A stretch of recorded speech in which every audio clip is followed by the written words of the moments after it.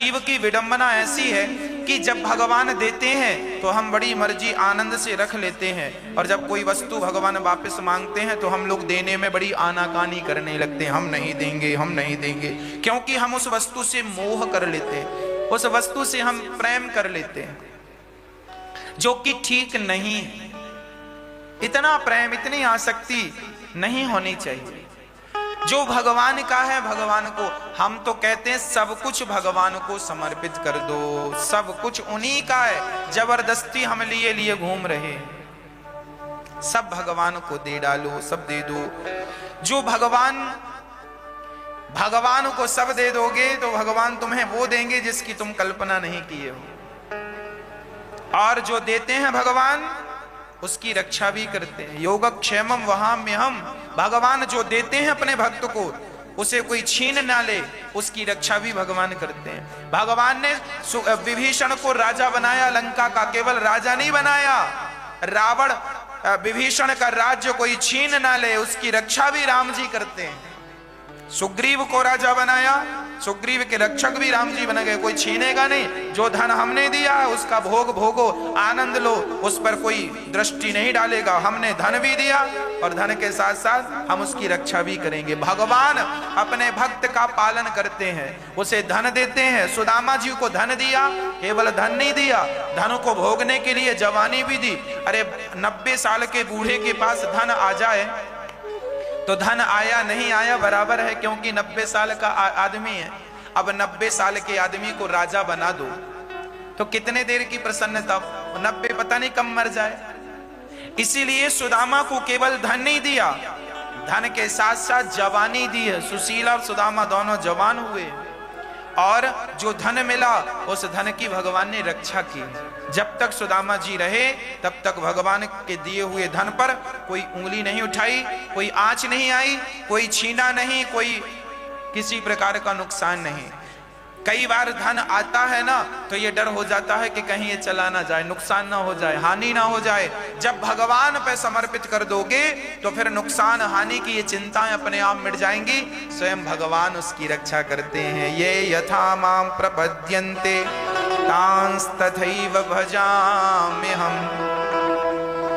जो भक्त मुझे जिस भाव से भजता है मैं भी उस भाव से उसकी रक्षा करता हूं, उस प्रकार से उसका भरण पोषण करता हूं। तो भगवान सत्रजित जी से मांगते तो हैं पर वो मणि देते नहीं हैं। एक दिन सत्रजित के भाई प्रसेन वो मणि पहनकर जंगल गए और वहां एक शेर ने उन्हें मार डाला। जाम्बवंती जी ने शेर को मारकर वो मणि अपनी बेटी जाम्बवती को दे दी। अब भगवान को झूठा कलंक लगा। क्या कलंक लगा? भगवान को झूठा कलंक लगा। सत्रजित को लगता है कृष्ण ने हमारे भाई को मारकर मणि चुरा ली। अब लो, भगवान को कलंक लगा दिया। रामचरितमानस में लिखा है जो गणेश चतुर्थी की चंद्रमा को देखता है उसे झूठा कलंक लगता है। इसलिए इस कलंक से बचना हो तो भगवान श्री कृष्ण के दूसरे और तीसरे जाम्बवती और सत्यभामा इन विवाहों की चर्चा सुनेंगे तो आपको इस पाप से मुक्ति मिल जाएगी। गणेश चतुर्थी की चंद्रमा को कोई देख ले तो झूठा कलंक लगता है, पर मुक्ति कथा सुनने से हो जाती है। या आपको कोई गालियां दे दे तो भी निवृत्त हो जाता है, पाप मिट जाता है। अच्छा एक बात बताएं, जब हमें कोई गाली दे तो समझ लेना कि हमारे बड़े पाप कट रहे हैं। गाली सुन लेना चाहिए, गाली प्रत्युत्तर नहीं देना चाहिए। कोई हमें गाली दे समझ लेना कि हमारे पाप सस्ते में निपट रहे हैं। तो गाली सुनना भी ठीक है, इसीलिए कोई गाली दे तो ज्यादा विरोध ना किया करो, चुपचाप। भगवान श्री कृष्ण ने शिशुपाल की कितनी गालियां सुनी? 100। यदि भगवान 100 गालियां सुन सकते हैं तो हम जीव तुच्छ प्राणी 1000 गालियां भी सुन लें तो क्या घट जाएगा? हम तो सामान्य इंसान हैं, हम तो सामान्य हैं। पर आदमी जो देखो एक गाली भी नहीं सुनता। हाँ, जबकि अधिक से अधिक हमारी तितिक्षवः कारुणिकाः सुहृदः सर्वदेहिनाम् अजातशत्रवः शान्ता साधवः साधुभूषण। हमें सहनशील होना चाहिए, तितिक्षवः। जितना सहनशील हम होंगे भगवत कृपा उतनी हम पर होगी, इसलिए सहन। अच्छा, भगवान रामचरितमानस में लिखा है, जो आपन चाहे कल्याणा, जो व्यक्ति अपना कल्याण चाहता है वो पराई स्त्री और पराई पुरुष को बिल्कुल ना देखे। स्त्री अपना कल्याण चाहती है पर पुरुष को ना देखे, वैसा ही पर पुरुष को त्याग दे, वैसे ही पराई नारी को त्याग दे, जैसे गणेश चतुर्थी की चंद्रमा को त्याग दिया जाता है। इसीलिए पराई स्त्री पराय पुरुष का त्याग कर देना चाहिए। त्याग अर्थात किसी पर नारी पर कुदृष्टि नहीं रखनी चाहिए। हम सभी को ना चरित्रवान होना चाहिए। आज हम देख रहे हैं लोग, बहुत सारे लोग ऐसे हैं जो अपने चरित्र से गिरते जा रहे हैं, चरित्र से गिरते जा रहे हैं। भगवान से प्रार्थना करो कि हे नाथ, आप ही हम सबके चरित्र की रक्षा करें। हम तो इतने बलवान नहीं हैं कि हम अपने काम को जीत सकें, पर भगवत कृपा होगी तो भगवान जरूर उस काम वासना को कंट्रोल रखेंगे और वो हमें कभी सताएगी नहीं, परेशान नहीं करेगी। बुराइयां देखो सबके अंदर होती हैं, इच्छाएं सबकी होती हैं, पर कोई अपनी इच्छाओं को काबू में कर पाता है, कोई अपनी इच्छाओं को काबू में नहीं कर पाता तो फिर परेशान हो जाता है। इसीलिए भगवान से प्रार्थना करो। ये भी हमारे दुश्मन है जो हमारे भीतर घुसे बैठे हैं। कौन कौन से दुश्मन है?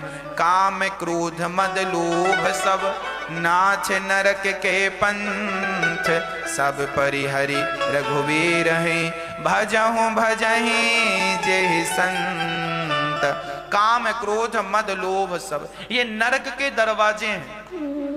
कोई व्यक्ति कामी है, देखो हमें चरित्र से नहीं गिरना, इस बात का हम सभी को ख्याल रखना है, इस बात को गांठ बांध लेनी है। काम वासना व्यक्ति को चरित्र, ज्यादा काम वासना सताएगी तो व्यक्ति चरित्र से गिर जाएगा। और काम उन्हीं को परेशान करता है जो भगवान की शरण में नहीं है। भगवान की शरण में है तो कोई भी बुराई नहीं। भगवान जब धनुष बाण लेकर खड़े हो भीतर, तो कौन से दुश्मन की ताकत है कि वो आपके भीतर प्रवेश करे? काम क्रोध लोभ ये सब दुश्मन हैं जो हमें जीवन भर तड़पाते हैं, परेशान करते हैं। इसीलिए भगवान की कृपा हो तो इन सबको कंट्रोल किया जा सकता। एक व्यक्ति डॉक्टर के पास गया, बोला हमें शुगर की बीमारी है। डॉक्टर ने कहा शुगर का इलाज कुछ नहीं है, हाँ ये दवाई खाते रहना सो कंट्रोल में रहेगी।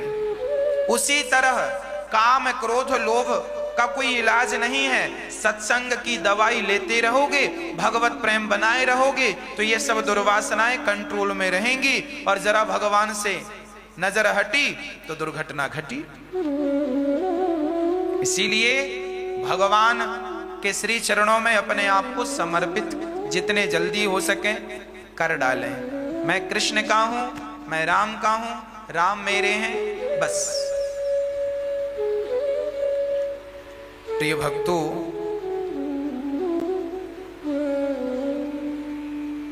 हम सभी को अपने आप को, अपना कैरेक्टर, अपना चरित्र सुंदर रखना चाहिए, पवित्र। आज हम समाज में देखते हैं, एक बहन मेरे पास आई, रोने लगी, गुरुजी मेरे पति मेरी तरफ देखते नहीं है, छोटा सा बच्चा है उसकी तरफ देखते नहीं। हमने कहा क्या हुआ? बोले हमारे पति का किसी पड़ोसन से कोई चक्कर है। हमने कहा आपने समझाया नहीं? बोले महाराज जी हमारे हंसते खेलते घर में आग लग गई, जिंदगी तबाह, हमें लग रहा है हम आत्महत्या कर लें। हमने कहा बहन आप आत्महत्या ना करो, अपने आप को समझाओ। और ठीक है, माना कि आपके साथ गलत हो रहा है, आपका पति आपको प्यार नहीं करता, आपकी तरफ नहीं देखता, बच्चे को नहीं ध्यान देता, कोई बात नहीं, धैर्य रखिए, ये वक्त भी गुजर जाएगा।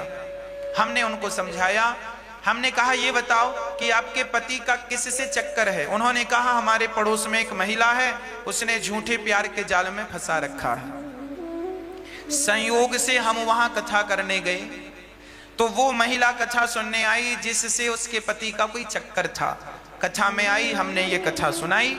हमने कहा सुनो, जब कोई किसी का घर बिगाड़ता है, जब कोई किसी के लिए गड्ढा खोदता है, तो वो व्यक्ति जिसके लिए गड्ढा खोदा गया है वो भले ना गिरे, पर तुमने गड्ढा खोदा है सो तुम जरूर गिरोगे। जब आप किसी का बुरा करते हैं तो ये विधाता नोट कर लेते हैं। आपने किसी का एक बार बुरा किया तो आपका 7 बार बुरा होगा।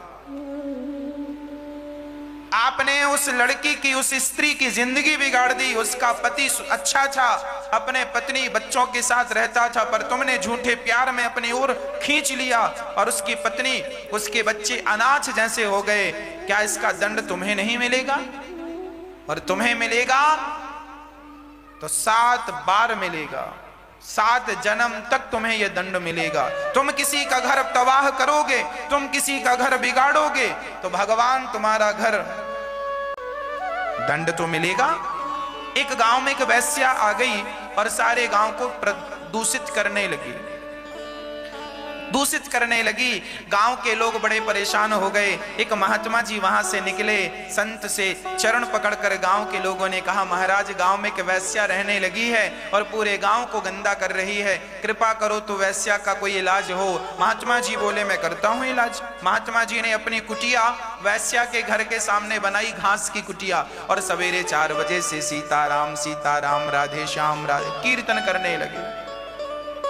जब कीर्तन करने लगे तो वैश्या बड़ी डिस्टर्ब होने लगी। सवेरे 4 बजे से बाबा जी कीर्तन करते, वो वैश्या के जो ग्राहक थे बाबा जी की कुटिया में जाने लगे और वैश्या का काम धाम धीरे धीरे कम होने लगा, लोग सत्संगी होने लगे। अब वैश्या ने अपने यारों से कहा, बाबा की कुटिया में आग लगा दो। तो वैश्या के यारों ने जाकर कुटिया में आग लगाई, बाबा जी की कुटिया जलने लगी। तभी परमात्मा का न्याय देखना, उसी समय ऐसी हवा चली कि कुटिया की आग उड़ उड़ करके उस वैश्या के घर में आने लगी और देखते देखते उस वैश्या का घर भी जलने लगा। वैश्या दौड़ी दौड़ी आई, महात्मा जी आपने हमारा घर जला दिया। महात्मा जी ने कहा, देवी हमने आपका घर नहीं जलाया, तो फिर किसने जलाया? बोले, तेरे यार ने मेरा घर जलाया, तो मेरे यार ने तेरा घर जला दिया है। साहब बराबर। मेरा यार मेरा कृष्ण, मेरा यार मेरे कृष्ण है।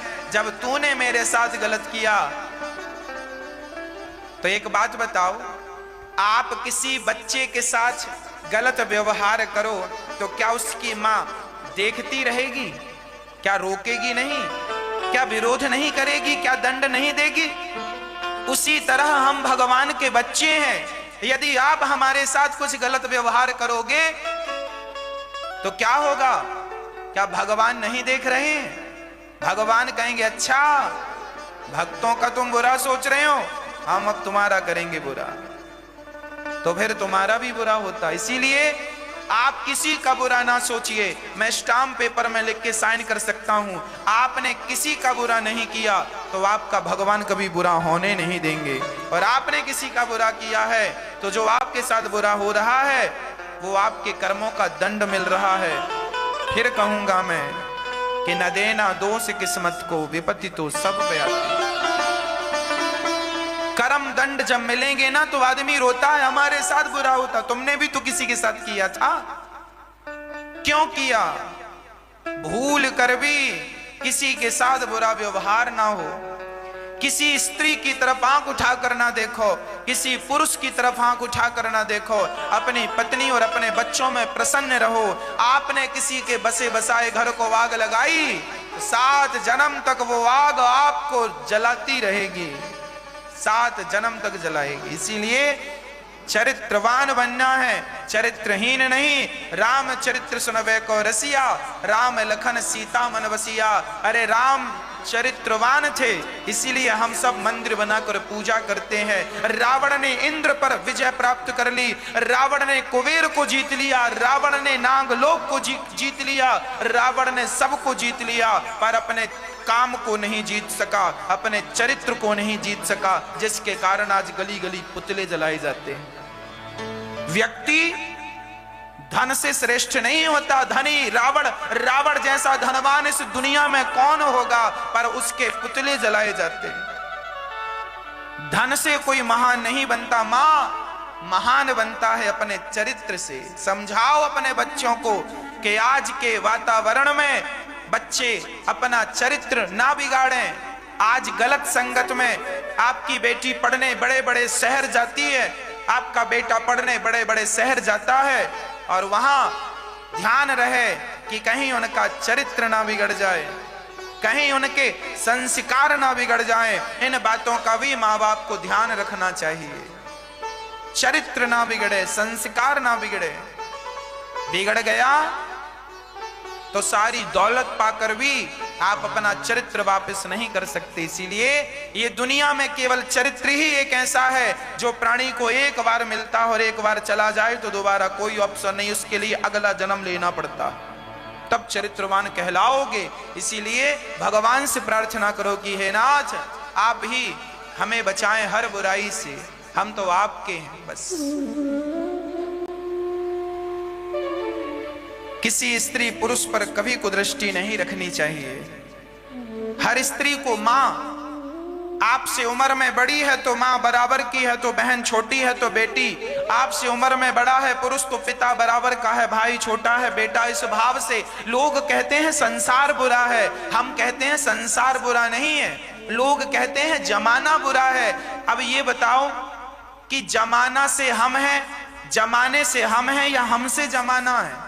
अरे जमाने से हम नहीं हैं, हमसे जमाना है। हम ही अच्छे होंगे तो जमाना भी अच्छा होगा, हम ही बुरे हैं इसलिए तो जमाना भी बुरा है। हम अपनी सोच अच्छी नहीं करते। हाँ, अपने आप को ठीक करें, सब ठीक होगा। हम सबको अपनी मर्यादाओं का पालन करना चाहिए। भगवान श्री कृष्ण को जब कलंक लगाया, भगवान गए, प्रसेन मरा पड़ा है। जामवंत जी से भगवान का 27 दिन तक युद्ध हुआ। 28वें दिन जामवंत जी पहचान गए ये भगवान, चरणों में गिर पड़े। विवाह करते हैं जाम्बवती से और भगवान उन्हें लेकर आते हैं। मणि ले जाकर सत्राजित को देते हैं। आपकी मणि आपने चोरी लगाई, ये तो वहां थी पूरी कहानी सुनाई। सत्राजित जी बड़े लज्जित हुए। उन्होंने सत्यभामा को प्रदान किया और भगवान का तीसरा विवाह सत्यभामा से संपन्न हुआ। चौथा विवाह भगवान का यमुना महारानी से हुआ। ये जो यमुना कालिंदी है, सूर्य पुत्री हैं, इनसे भगवान का, ये भगवान की पटरानी महारानी है। इसलिए इन्हें देखकर कृष्ण का ही दर्शन कर लेना चाहिए इनमें। पांचवा भगवान का विवाह उज्जैन में मित्रविंदा से हुआ। विंद अनुविंद की बहन थी मित्रविंदा। छठवां विवाह भगवान का 7 बैलों को एक साथ नाचने की शर्त थी। राजा नागनजित की कन्या, नग्नजित की कन्या नागनजिती, जिसका नाम था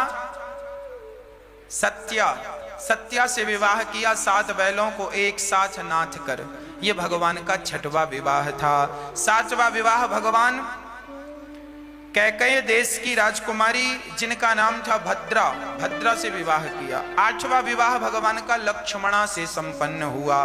भौमासुर नाम के एक दैत्य थे।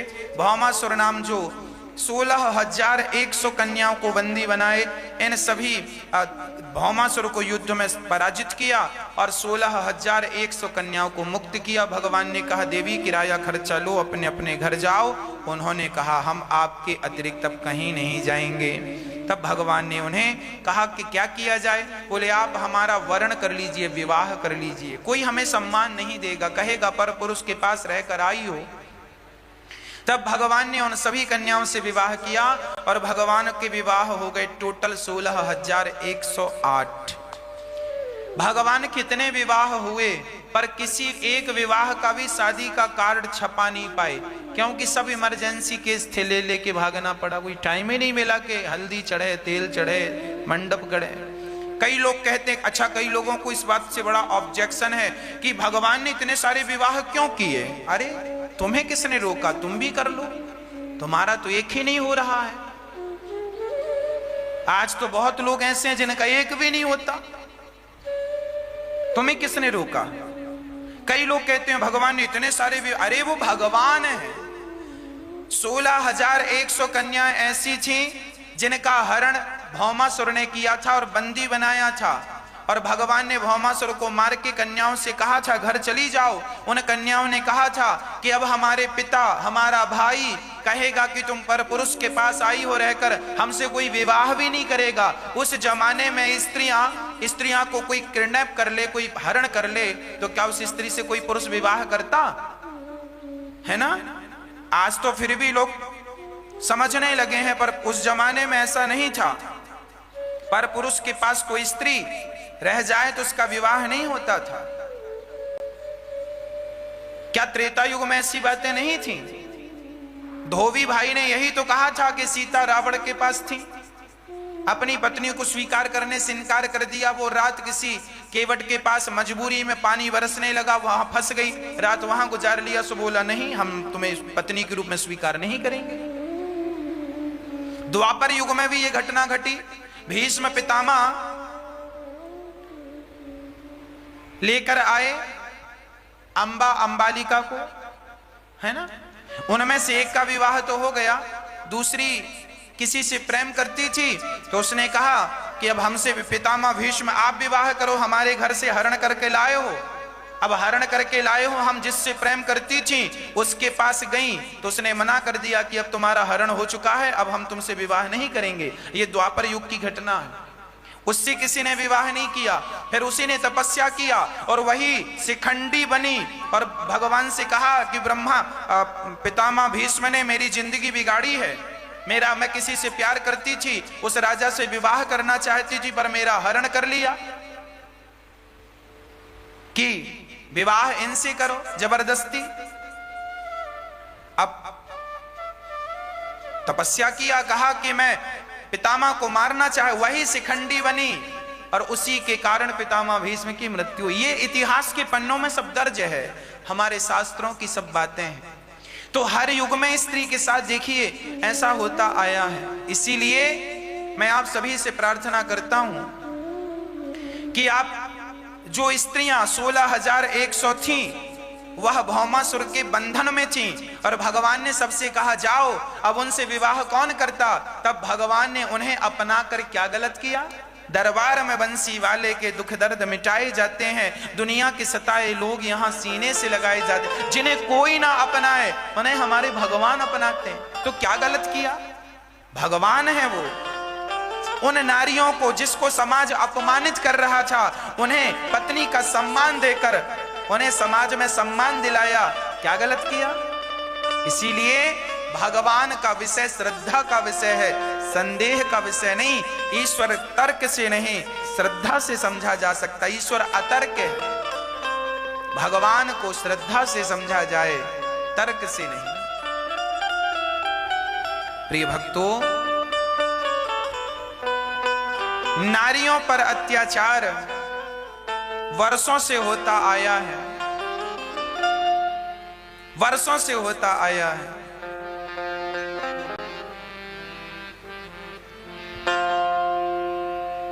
इसीलिए हम कहते हैं नारियों का सम्मान किया करिए।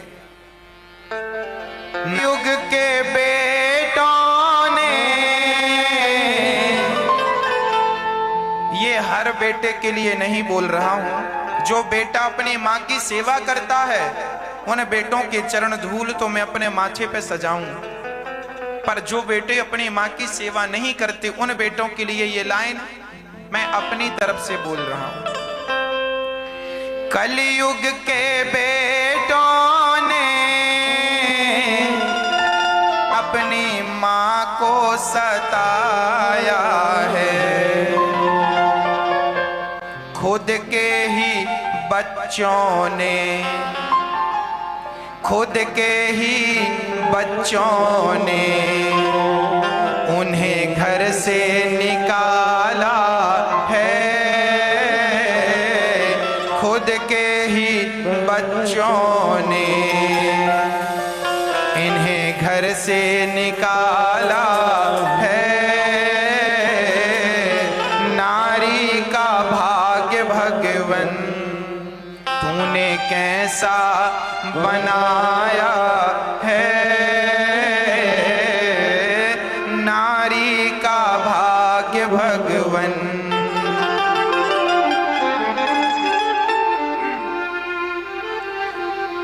जिस माँ की हम सेवा करते, हमको सेवा करनी चाहिए जिन माँओं की, आज बच्चे उन्हीं माँओं को ठुकरा देते हैं।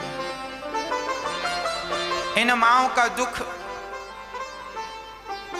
हम सबकी कल्पना से भी परे होता है। गौरी गोपाल वृद्धाश्रम में जितनी भी माताएं रहती हैं, मैं कोशिश करता हूं कि इन माँओं को मैं अधिक से अधिक सुख दूं। जैसे एक बेटा अपनी माँ से प्यार करता है, जैसे एक अच्छे बेटे का परम कर्तव्य है कि वो अपनी माँ को प्रसन्न रखे, उसी तरह मैं अपनी हर माँ को प्रसन्न रखने की कोशिश करता हूं। तो आप सभी ये कथा टीवी पर तो सुन ही रहे हैं, आप अपने मोबाइल पर YouTube पर अनिरुद्धाचार्य जी डालिए, आपको ये कथा YouTube पर भी आप सुन पाएंगे। फेसबुक व्हाट्सएप में शेयर करें ताकि और लोग भी कथा से जुड़ें। YouTube पर जो चैनल है वो आप मोबाइल पर YouTube पर जाकर चैनल में पहुंचिए और जो ये सबसे ऊपर दिख रहा है टीवी पर, सबसे ऊपर जो डीपी लगी हुई है, फोटो लगी है, यही अनिरुद्धाचार्य के नाम से चैनल YouTube पर है, जिसमें आगामी सारी कथाएं आपको सुनाई जाएंगी। आप YouTube के माध्यम से जुड़े रहें। हर कथा टीवी पर, साधना चैनल पर तो आती ही है, साथ में आप अपने मोबाइल पर, यदि टीवी पर नहीं देख पाते तो मोबाइल पर कभी भी देख सकते हैं। कथा आपकी छूटेगी नहीं, इसलिए आप YouTube चैनल को सब्सक्राइब करें, शेयर करें ताकि और लोग जुड़ सकें। आज YouTube पर आप सभी लोग ठीक रात्रि 8 बजे आपके द्वारा पूछे हुए प्रश्नों का उत्तर भी, आपको जो भी प्रश्न करना है, प्रश्नोत्तरी की श्रृंखला रात्रि को 8 बजे से स्टार्ट होती है। हम आपके प्रश्नों का उत्तर देने रात्रि को 8 बजे इसी YouTube चैनल पर अनिरुद्धाचार्य YouTube पर डालेंगे, तो आपको कथाएं और सत्संग और प्रश्नोत्तरी आगे की सारी अपडेट भी आप इसी बहाने हमारे मेंबर बनकर इसी YouTube के माध्यम से जुड़े रहेंगे। चैनल को सब्सक्राइब जरूर करें। और आपको जब टीवी से कथा कट जाती है तो आगे की कथा आप YouTube पर ही देख सकते हैं। जैसे किसी दिन आरती टीवी पर नहीं आती तो YouTube पर देख लें। आज सुदामा चरित्र है, यदि टीवी से कट जाए होली तो फिर आप आगे YouTube पर जरूर देखिए। भगवान श्री कृष्ण रुक्मणी, भगवान की हर पत्नी से 10 बेटा और 1 बेटी हुई। 16,108 तो बेटियां थीं। अब भगवान के बेटे सब दिव्याति दिव्य थे। भगवान का गृहस्थ जीवन बहुत अच्छा था। भगवान हमें प्रेरणा दे रहे हैं कि गृहस्थी कैसे निभानी चाहिए, गृहस्थी कैसी होनी चाहिए। प्रिय भक्तों, रुक्मणी एक दिन श्री कृष्ण से, भगवान श्री कृष्ण ने रुक्मणी जी से कहा, रुक्मणी जी आपने हमसे तो क्यों विवाह कर लिया, आपका तो शिशुपाल से हो जाता तो आप सुखी हो जाती। हमारी तो माँ का पिता नहीं, भागते फिरते हैं, कभी वृंदावन से मथुरा, कभी हम द्वारिका, अब पता नहीं कहाँ भागना पड़ जाए। रुक्मणी जी तुरंत मूर्छित होकर गिर पड़ी। भगवान ने चतुर्भुज रूप से उन्हें थामा है और रुक्मणी माँ ने कहा प्रभु आप तो कण कण में विराजते हैं, आप सच कह रहे हैं, कण कण में विराजते हैं तो कण हवा चलने से यहाँ का वहां चला जाता है, तो आप कभी वृंदावन से मथुरा, कभी मथुरा से द्वारिका, तो सहज भाव है। आप तो सबके पिता हैं, आप तो सबके पालनहार हैं। प्रभु आपने कहा कि मेरी माँ का, मेरे पिता का कोई पता नहीं, कोई देवकी, कोई यशोदा का बेटा।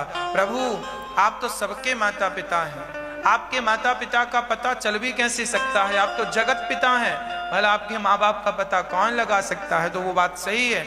आज भगवान को लगा हे भगवान रुक्मणी इतनी समझदार है। कई बार ना पतियों को कभी कभी पता चलता है कि मेरी पत्नी इतनी समझदार है, सारा जीवन जी लेती हैं, कभी कभी पुरुष लोगों को पता चलता है, दांतों तले उंगली दबाते, राम राम इतनी समझदार है, मेरे को पता ही नहीं था। इसीलिए कहा करता हूं पत्नियों की कद्र किया करो, इज्जत किया करो, नारी का सम्मान किया करो। भगवान ने अनिरुद्ध का विवाह भगवान कृष्ण के पुत्र प्रद्युम्न और प्रद्युम्न के पुत्र अनिरुद्ध का विवाह उषा से कराया गया। चित्रलेखा के माध्यम से अनिरुद्ध आए और बाणासुर को युद्ध में पराजित करके भगवान ने अनिरुद्ध उषा का विवाह कराया। राजा अनरग नाम के एक राजा थे जिन्होंने गौदान किया। हमें भी अपने जीवन में गौदान जरूर करना चाहिए, गौ सेवा जरूर करना चाहिए। गाय ही वैतरणी नाम के नरक से पार उतारती है। इसलिए जब आदमी मरने लग जाता है ना, तब लोग गौदान करते हैं। अरे मरने के समय क्यों दान कर रहे हो, जीते जी दान करो, बढ़िया अच्छे आनंद से दान करो। कई लोग मर जाते हैं तो उनके बच्चे गौदान करते हैं उनके नाम से, और जब बाप मर जाता है, माँ मर जाती है, तो बेटा गौदान करता है। घर में कुत्ता पालेगा 40,000 का और गौदान के लिए कहेगा महाराज जी 1100 में गौदान हो जाएगा, और कुत्ता पाले हैं 40,000 का। इसीलिए आप अपने हाथ से गौदान कर लेना, नहीं तो लोग ऐसी गाय दान करते हैं। कई लोग ऐसे हैं, सबसे सस्ती चीज ऐसी गाय जो पंडित जी के घर जाते जाते मर जाए।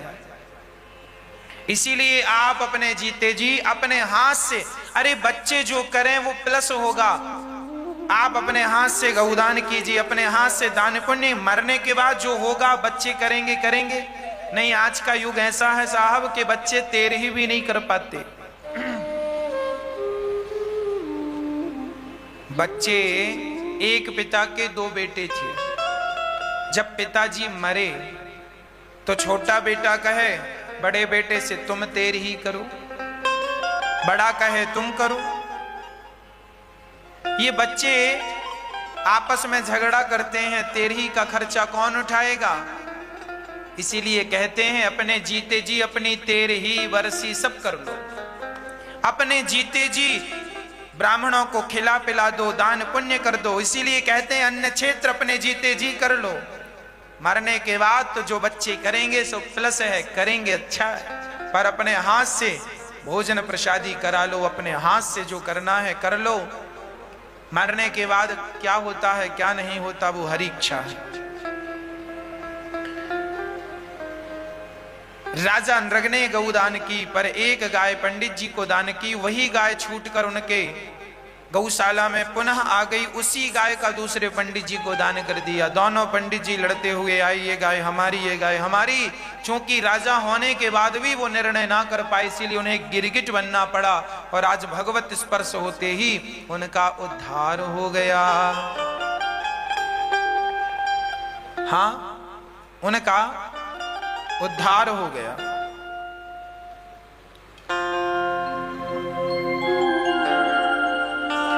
जब उद्धार हुआ, नृगो नाम नरेंद्रो मिक्ष्वाकुत नयः प्रभु, इक्ष्वाकु वंश का राजा था। आज भगवत कृपा से कल्याण हुआ। भगवान ने पौंड्रक और काशीराज का उद्धार किया। पौंड्रक नाम का एक राजा था, अपने आप को भगवान कहा करता था। कई लोगों को ना अपने आप को भगवान समझने में बड़ा सुख मिलता है। कई आज हमारे भारत में बहुत लोग ऐसे हैं जो किसी को भी भगवान मान लेते हैं। हाँ, आपको कण कण में भगवान को देखने की दृष्टि है तो आप तो फिर अच्छा सब में देखिए, परंतु भगवान कौन है? केवल नारायण, केवल राम, केवल कृष्ण, केवल भगवान शंकर, यही हमारे भगवान है। देवी हमारी दुर्गा, भगवती, जिसे हम राधा कहें, सीता कहें, है ना, सरस्वती कहें, अन्नपूर्णा कहें, कुछ भी कहें, यही हमारे भगवान है। हमारे भगवान कितने हैं? एको ब्रह्म द्वितीयो नास्ति, ईश्वर एक है। प्रश्न ये खड़ा हुआ कि यदि भगवान एक है तो फिर ये मंदिर इतने सारे क्यों? ये राम जी का, ये कृष्ण जी का, ये नरसिंह भगवान का, ये शंकर जी का, ये दुर्गा जी का, ये यदि ईश्वर एक है तो मंदिर भी एक होना चाहिए, फिर इतने सारे मंदिर क्यों? इसका एक कारण है। ईश्वर तो एक ही है, पर वह एक ही अनेक रूप से दिखाई पड़ता है। जैसे पानी, जब पानी बर्फ बन जाता है तो वह पानी कठोर हो जाता है।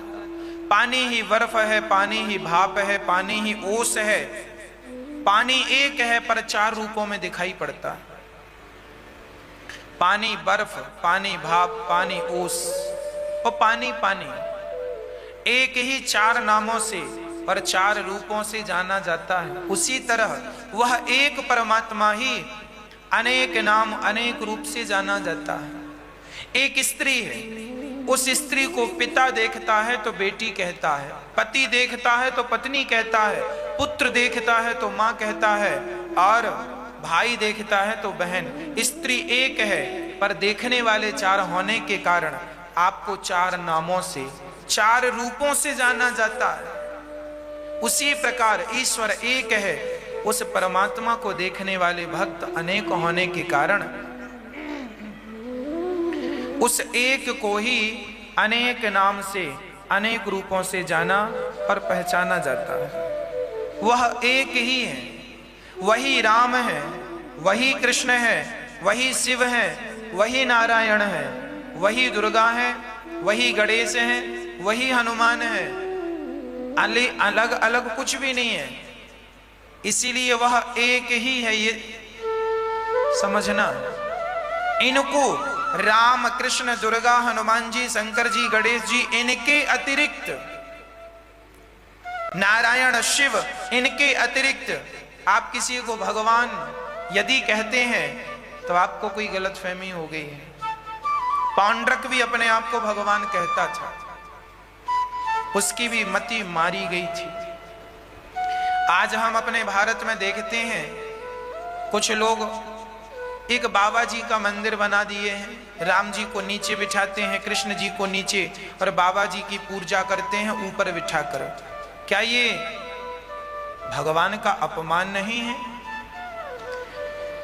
माता रामो मत पिता रामचंद्र, स्वामी रामो मत सखा रामचंद्र, सर्वस्व में रामचंद्रो दयालु, नान्यम जाने नहीं व जाने न जाने। हम तो राम और कृष्ण को छोड़कर किसी को जानते नहीं, अपने भगवान, अपने इष्ट को छोड़कर किसी को जानते नहीं। आप बताओ, क्या आपके पति का स्थान कोई दूसरा पुरुष ले सकता है? मैं हर स्त्री से प्रश्न करता हूं, क्या हम आपके पति का स्थान कोई दूसरा पुरुष ले सकता है? नहीं। यदि पति का स्थान दूसरा पुरुष नहीं ले सकता तो फिर हमारे भगवान का स्थान कोई दूसरा व्यक्ति कैसे ले सकता है? एक बाबा जो अपने आप को उनके भक्त अनुयायी कहते हैं कि ये भगवान है ना, वो कहते हैं कि इन्होंने पानी से दिए जलाए। अरे भाई, पानी से दिए जलाना, भगवान श्री कृष्ण ने तो इतने से मुख में पूरा ब्रह्मांड दिखाया था। तुम्हें चमत्कार देखना है तो बहुत सारे चमत्कार आज भी मिल जाएंगे। आज भी बद्रीनाथ जी में पूरी बर्फ की चादर होती है, पर वहां पर एक ऐसा कुंड है जिससे गर्म पानी निकलता। चमत्कार देखना है तो हमारे तीर्थों में भरे पड़े हैं। गंगोत्री, केदारनाथ, जहां आदमी बर्फ से जम जाता है, वहां पर गर्म कुंड है और बढ़िया भाप निकल रही, इतने गर्म पानी है। तुम्हें चमत्कार देखना है, हम तुम्हें 1000 चमत्कार दिखा देंगे। चमत्कार के बल पर नमस्कार नहीं, भगवान तो चमत्कार तो देखो, जादूगर भी चमत्कार। हमने बचपन में जादू देखा था, जादूगर भी चमत्कारी, अरे तो बड़ा जादूगर है, चमत्कार कर लेता। हमारे गांव में एक जादूगर आया था, मैं अपनी आंखों देखी बात कर रहा हूं। हमारे गांव में एक जादूगर आया, उसने हमारे सामने मिट्टी उठाई, धूल, और धूल को क्या मंत्र पढ़ा, राम जी, तुरंत सिंदूर बना दिया। एक बच्चे को जाल में बांधा, कपड़ा डाला, क्या मंत्र पढ़ा, वो बच्चा जाल से गायब हो गया, कबूतर आ गया। हमारी आंखों के सामने उसने इतने सारे जादू किए कि हमें मजबूर होना पड़ा, हाँ ये सच्चा जादूगर है। अरे भाई, चमत्कार तो जादूगर भी दिखा देता है, ये कोई बड़ी बातें नहीं है। चमत्कार में ना उलझना, नहीं तो ना घर के रह जाओगे, ना घाट के रह जाओगे, अपना रास्ता भटक जाओगे। जैसे स्त्री अपने पति के अतिरिक्त किसी और को पति का स्थान नहीं दे सकती, उसी प्रकार हम अपने राम, अपने कृष्ण, अपने नारायण के सिवा और किसी को भगवान का स्थान नहीं दे सकते। हमारे तो यही भगवान है, इनको छोड़कर भला हम किसकी शरण में जाएं? हमारे भगवान तो हमारे नारायण है, हमारे राम है, हमारे कृष्ण है, हमारे नरसिंह भगवान है, हमारे रंगनाथ भगवान है, हमारे जगन्नाथ भगवान है, हमारे द्वारिकाधीश भगवान है, हमारे बिहारी जी हैं, हाँ सांवरिया सेठ हैं, विठल नाथ जी हैं, यही तो हमारे भगवान हैं। आज लोगों ने मंदिर बनवा दिए बड़े बड़े बाबा जी को और बुठा दिए, बोले कि भगवान है। अब देखो लोगों का दिमाग खराब है, हम क्या कहें।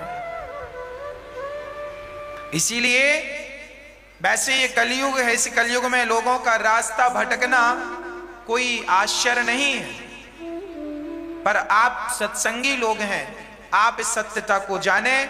आप इसीलिए कोई आदमी मर जाता है तो केवल राम नाम बोला जाता है, क्योंकि राम नाम ही सत्य है। अनादि काल से हम जपते चले आ रहे हैं इसी मंत्र को, कृष्ण नाम को ही जपते चले आ रहे हैं। कितने भक्तों ने, मीराबाई ने कृष्ण का नाम जप के भगवान को पाया, नरसिंह मेहता ने कृष्ण का नाम जप के भगवान को पाया, तुलसीदास जी ने राम का नाम, कबीरदास जी ने राम का नाम जप के भगवान को पाया, रैदास भक्त ने राम नाम जप के भगवान को पाया। अरे इन नामों के बल पर ही तो भगवान को पाया गया है। और आज किसी व्यक्ति को कह दिया जाए ये भगवान है, उस व्यक्ति को बिठा दिया जाए और रामकृष्ण की मूर्ति नीचे रख दिए जाए, ये तो गलत है ना। इसीलिए आपसे केवल यही प्रार्थना है। भगवान ने एक उंगली से पूरा पहाड़ उठाया, क्या ये चमत्कार नहीं था? भगवान राम ने बिना खंबे का सेतु बना दिया, चमत्कार नहीं था? रावण जैसे दिग्गज को मिट्टी में मिला दिया, क्या ये चमत्कार नहीं था?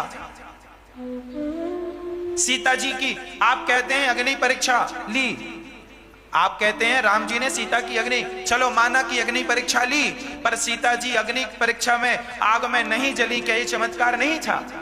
कितने चमत्कार दिखाऊं तुम्हें? हमें तो चमत्कार की जरूरत नहीं है, पर किसी को जरूरत हो तो मैं चमत्कार बहुत सारे दिखा सकता हूं, बता सकता हूं। आज भी ऐसे चमत्कार विद्यमान हैं जिन चमत्कारों को आप नमस्कार करने पर मजबूर हो जाएंगे। आपने तो एक चमत्कार देखा सो भगवान मान लिया, ये तो जादूगरों के काम है भाई। इतने से मुख में पूरा ब्रह्मांड दिखाना, ये तो हमारे भगवान का काम है। एक उंगली पर पहाड़ उठा लेना, ये तो भगवान का काम है ना। इसीलिए छोटे छोटे चमत्कारों के पीछे ना पड़ा करो। हाँ, चिल्लर क्या इकट्ठी करते हो, 2000 का नोट पाओ। भगवान भगवान है, और ये सब छोटे मोटे चमत्कार करने वाले लोग जो अपने आप को भगवान बनाए, सब चिल्लर हैं। कहां चिल्लरों के चिल्लर तो अब तो आजकल चल भी नहीं रही। 1 रुपए को कोई पूछ नहीं रहा, 50 पैसा तो बंद हो गया, चवन्नी का तो कोई मूल्य ही नहीं है। चिल्लर को कौन, चिल्लर की वैल्यू कितनी है?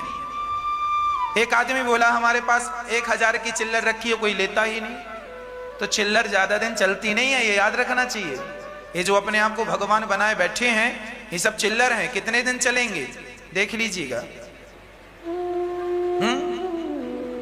तो भगवान तो वो हीरा है जो हमेशा चलते हैं। अरे नोट तो कभी बंद भी हो जाता है, नया नोट आ गया, पुराना नोट बंद हो गया, परंतु याद रखिएगा हीरा सोना भगवान तो हमारे धन है। पायो जी मैंने राम रतन धन पायो, कृष्ण तो हीरा है, कृष्ण तो सोना है। जो कोई भी नोट बदल जाए, उलट पलट हो जाए सरकार, पर सोने की कीमत तो ज्यों की त्यों, हीरे की कीमत तो ज्यों की त्यों। कृष्ण हीरा है, इसीलिए हीरे के पीछे भागो, भगवान के पीछे भागो। हरि नाम नहीं तो जीना क्या, भगवान कल्याण करेंगे, भगवान सबको सद्बुद्धि दें, हम तो यही प्रार्थना करेंगे। पांडरक को भगवान ने मारा, काशीराज का उद्धार किया, द्विध को मारा, और जरासंध की जेल में 20,800 राजा थे। भगवान की स्तुति की और भगवान को पुकारा। कृष्णाय वासुदेवाय हरये परमात्मने प्रणतक्लेशनाशाय गोविंदाय नमो नमः। भगवान ने जरासंध से कहा हमसे युद्ध करेंगे, युद्ध की भिक्षा मांगी। जरासंध ने कहा तुमसे नहीं करेंगे, तुमको हम पराजित कर चुके हैं। अर्जुन से भी युद्ध नहीं करेंगे, भीम से करेंगे। अब भीम और जरासंध का युद्ध हुआ तो भीम भैया को इतनी मार लगाई जरासंध ने, भीम भैया रोज अपने यहाँ मलहम पट्टी कर रहे हैं, ये हाथ में कभी कमर में। एक दिन तो गजब हो गया, भीम भैया झोला उठा के जाने लगे। भगवान बोले भैया कहाँ? अरे ये तो बहुत मारता है, मरता ही नहीं, हम तो बीच से फाड़ते हैं फिर जुड़ जाता है। जरासंध नाम का जो ये है व्यक्ति, इसे बीच से फाड़ देते हैं फिर जुड़ जाता है। अच्छा, भगवान बोले दाऊ भैया आप एक काम करना कि एक बार मेरी तरफ युद्ध करते समय देख लेना। अब भीम भैया बोले ठीक है। कल का युद्ध हुआ, युद्ध करते जा रहे हैं और भीम भैया भगवान की तरफ देखते जा रहे हैं। तो भगवान ने एक तिनका उठाया और उठाकर बीच से फाड़ा, पर एक भाग इस तरफ एक भाग इस तरफ फेंका। जरासंध को भी बीच से फाड़ के उसका दायां भाग बाएं तरफ, बायां भाग दाएं तरफ फेंका, मारा गया। 27 दिन तक युद्ध लड़ रहे थे पर जीत नहीं मिली। और एक दिन जरा भगवान की तरफ क्या देख लिया भीम भैया ने कि विजयश्री प्राप्त हो गई। आप तब तक हारेंगे जब तक आप भगवान के चरणों में दृष्टि नहीं रखेंगे, भगवान की तरफ नहीं देखेंगे। उस दिन आप जीत जाएंगे जिस दिन आप भगवान की तरफ अपनी नजरें कर लेंगे। भगवान को देखते काम संसार का करिए, काम संसार का करिए, पर दृष्टि भगवान के श्री चरणों में रखिए। भगवान का अहरनिश चिंतन करिए, यही जीव मात्र की सार्थकता है, उसकी भक्ति की संपूर्णता है, सफलता है।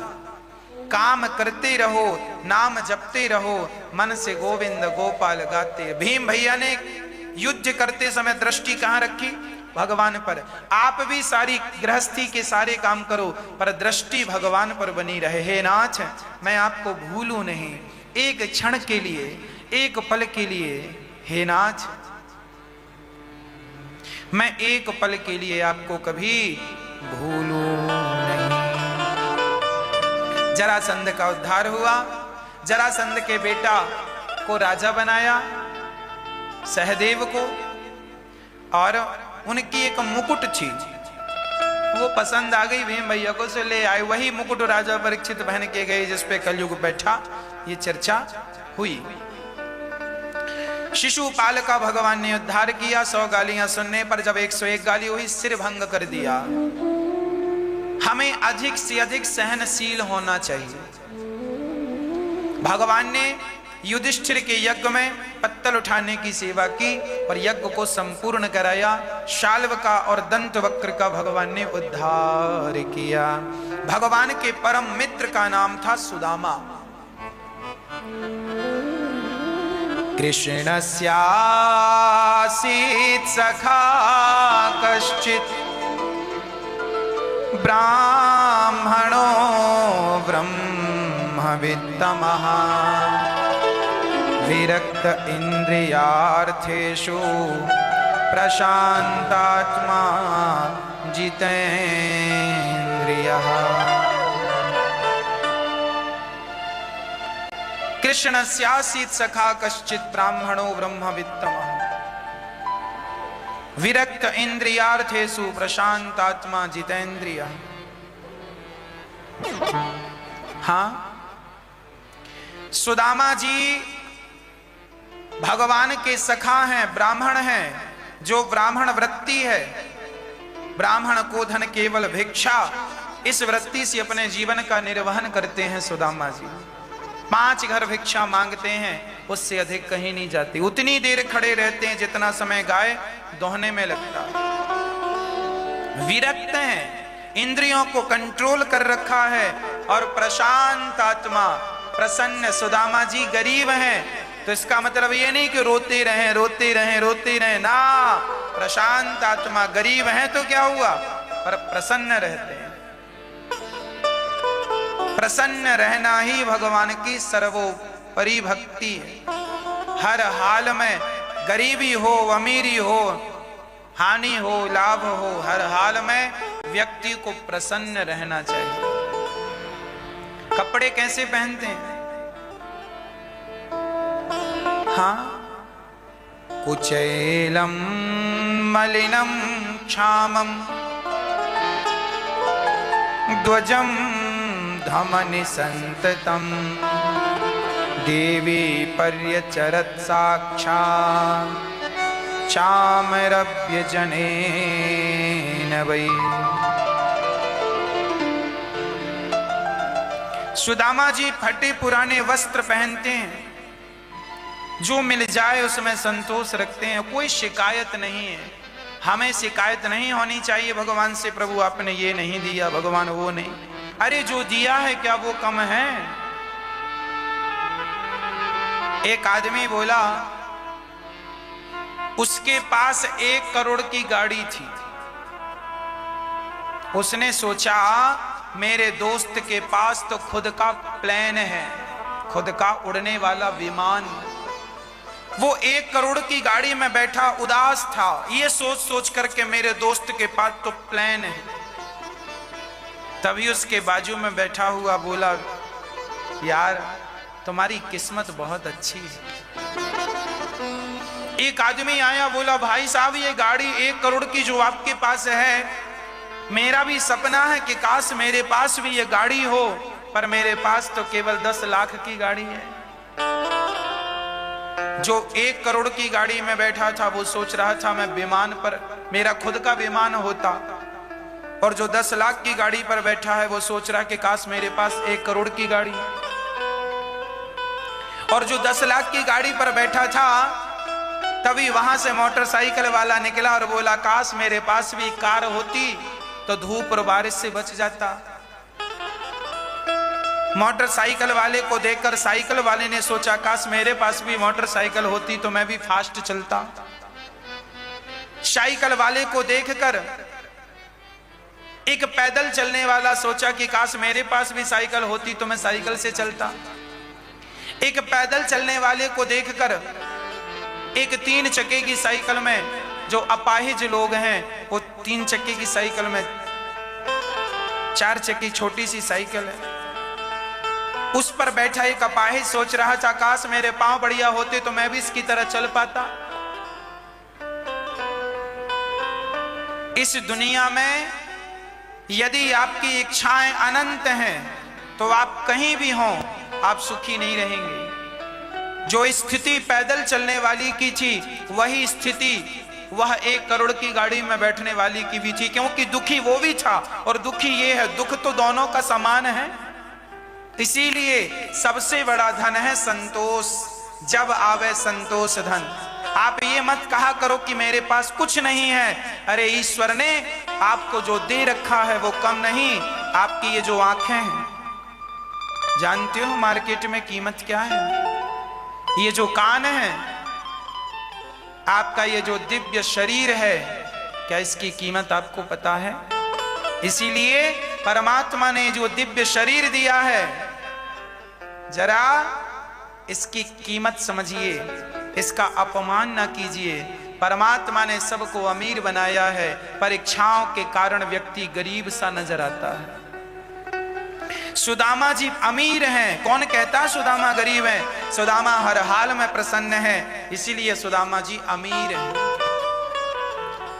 आज सुशीला ने कहा, स्वामी जी घर में 4 दिन हो गए चूल्हा नहीं जला। शिवरंजन, चूल्हा नहीं जला, क्या करें हम? सुशीला को स्वयं भगवान ने आकर बताया कि सुदामा के मित्र द्वारिकाधीश हैं। आज सुशीला ने कहा अपने पति से, क्या आपके मित्र द्वारिकाधीश हैं? हाँ हाँ। सुदामा जी की आंखों में आंसू आ गए, बचपन को याद करने लगे, कैसे कृष्ण के संग रहा करते थे, कैसे गुरुकुल में पढ़ा करते थे। सुदामा जी से सुशीला ने कहा 4 मुट्ठी चावल देकर कहा जाइए। 4 मुट्ठी चावल लेकर सुदामा जी बोले खाली हाथ कैसे जाऊं, तो 4 मुट्ठी चावल लेकर आए।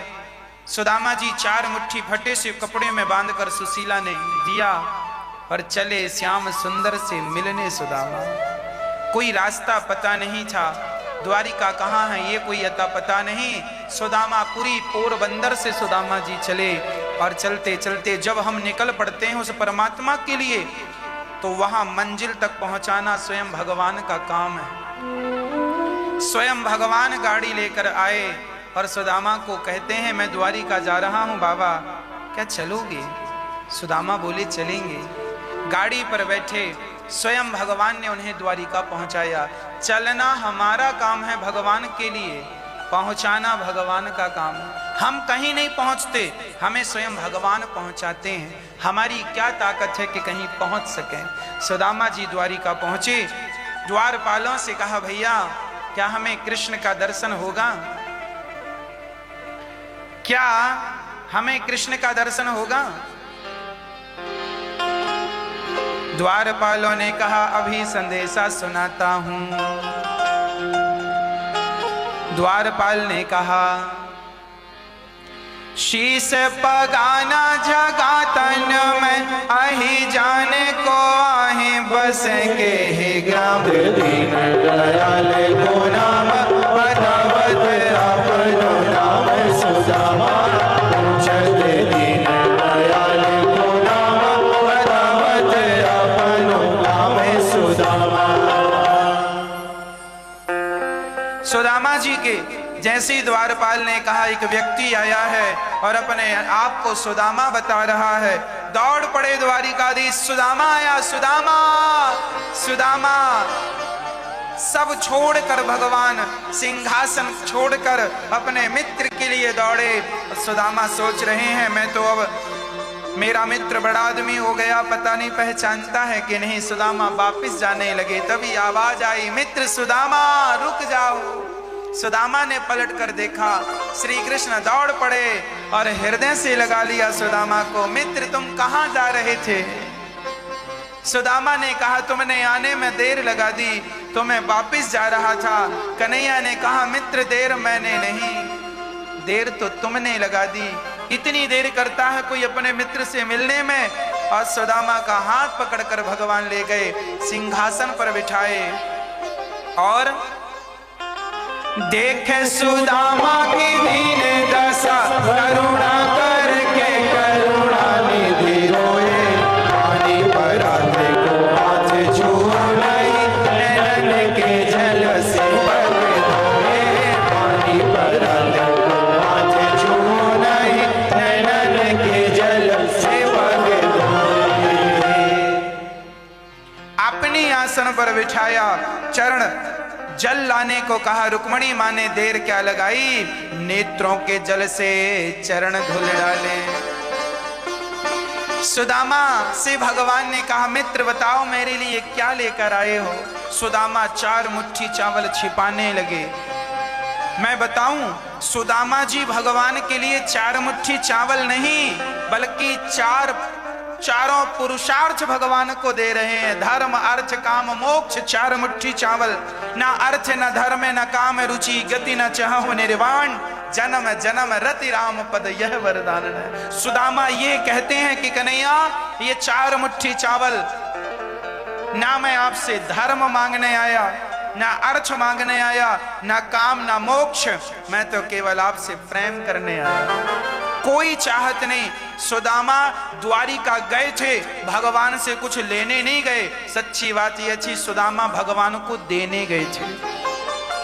और जब कोई 4 मुट्ठी चावल देता है तो भगवान उस 4 मुट्ठी चावल को लेकर 2 मुट्ठी को लेकर और 2 लोकों का स्वामी बना देते हैं। कोई दे तो सही भगवान को। इसीलिए कहता हूं, इन हाथों से जितना हो सके देना सीखिए। जब आप देंगे, किसान खेत में बीज बोता है तो उसे 4 महीने में मिट्टी भी 10-20 गुना वापस करती है। तो भगवान को दिया हुआ धन ना जाने भगवान कितने गुना वापस करेंगे। सुदामा 4 मुट्ठी चावल देते हैं, 2 मुट्ठी ग्रहण करते हैं, 2 मुट्ठी बांट देते हैं भगवान, और 2 लोकों का स्वामी बनाते हैं। सुदामा बहुत दिनों तक रहे। वार्ता हुई, बचपन को याद किया।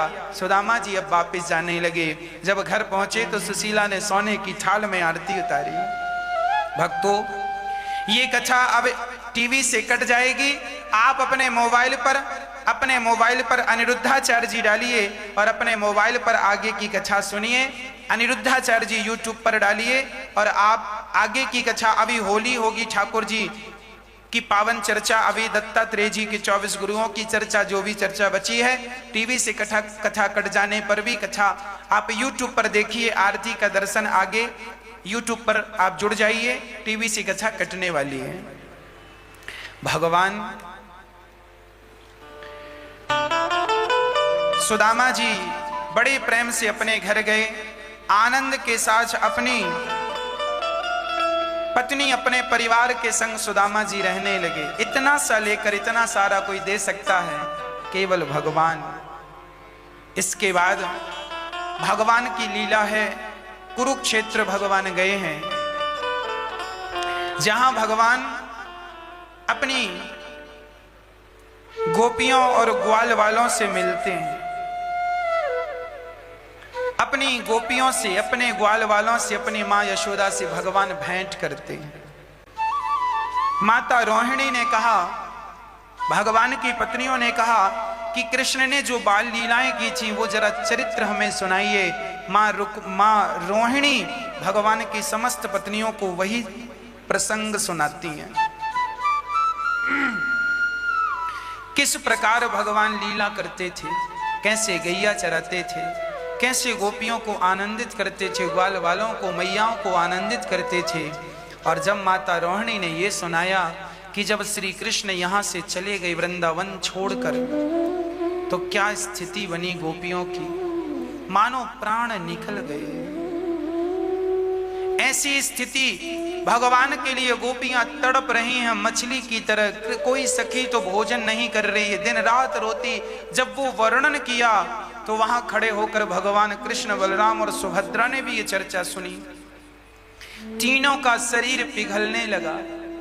और वही जब नारद जी ने आकर देखा भगवान पिघलते जा रहे हैं, तुरंत रोहिणी मां से कहा, मां कथा बंद करो। जाकर देखा तो भगवान की आंख, हाथ, पांव सब पिघल चुके थे। पूछा, प्रभु क्या हुआ? बोले, गोपियों के प्रेम में मैं पिघल गया। मुझे आज पता चला कि गोपियों ने इतना त्याग किया, इतना प्रेम, इतना रोई। मां रोहिणी ने कहा कि अब बेटा तुम ठीक कैसे होगे? भगवान बोले, मुझे ठीक नहीं होना, मुझे इसी हाल में रहने दो। मैं जगन्नाथ बन करके मैं इसी प्रकार अपने भक्तों को दर्शन देता रहूंगा और प्रेम की निशानी बन करके खड़ा रहूंगा। हाथ पसारे मेरी गोपियों के लिए।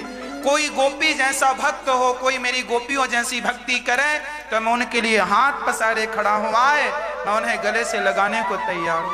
आज भी वही स्वरूप भगवान का जगन्नाथ जी के रूप में विद्यमान है, उपस्थित है। भगवान ने देवकी मां के 6 पुत्रों को लौटाया है।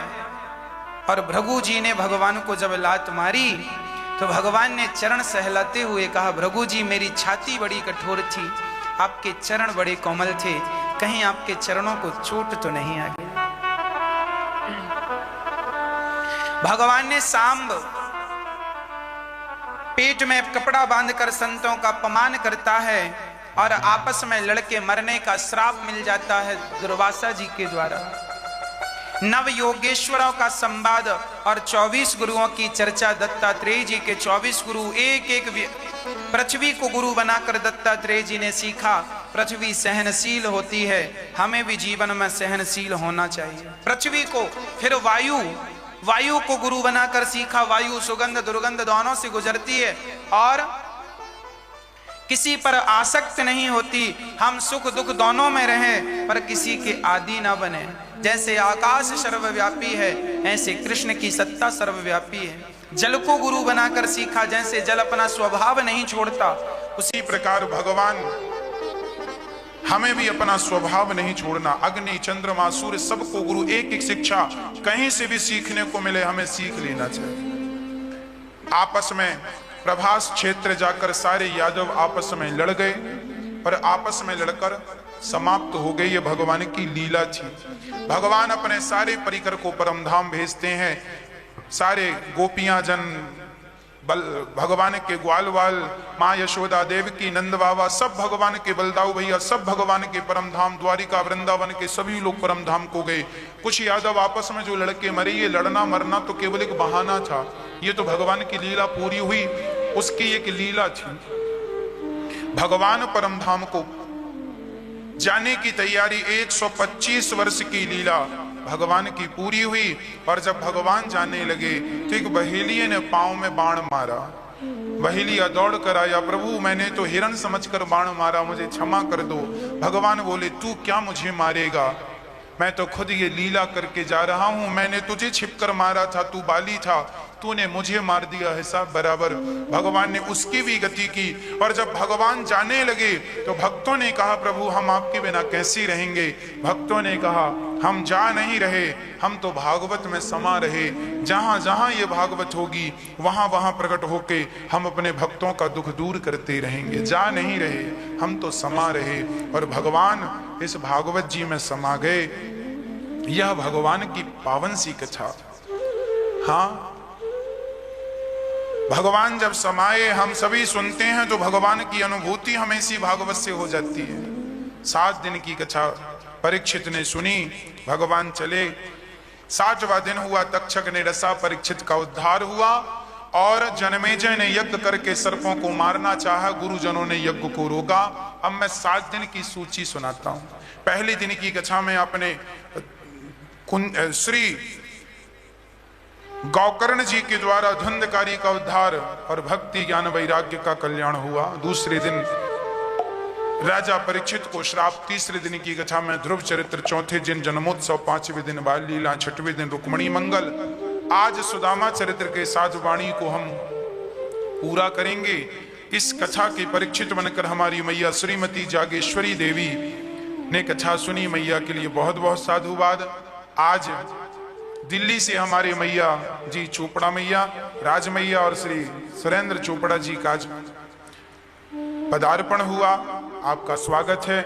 और आप सभी जो भक्त कथा सुन रहे हैं, आप सभी का बहुत